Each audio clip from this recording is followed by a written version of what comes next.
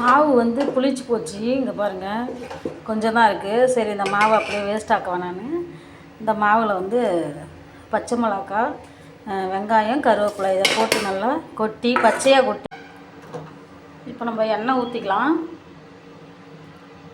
இந்த புளிப்புத்தன்மை இருக்கிறதுக்கு கொஞ்சம் எண்ணெய் கொஞ்சம் கூடுதலாக ஊற்றினா நல்லா டேஸ்ட்டாக இருக்கும், சாப்பிட்றதுக்கும் நல்லாயிருக்கும். அந்த புளிப்பு இருக்காது. இதை வெறுமனேவே சாப்பிட்லாம், சட்னி எதுவுமே வேண்டாம், நல்லாயிருக்கும் சாப்பிட. இப்போ மாவை நம்ம கொஞ்சம் கொஞ்சமாக ஊற்றிக்கலாம். வெந்துருச்சு, பெரட்டி போட்டுக்கலாம். இங்கே பாருங்கள், செஞ்சு எடுத்தாச்சு. நல்லா முறன்னு கிறிஸ்பியாக இருக்கும், சாப்பிட நல்ல டேஸ்ட்டாக இருக்கும். சூடாக இருக்குது, என்னால் இப்போ கையில் எடுக்கக்கூட முடியல.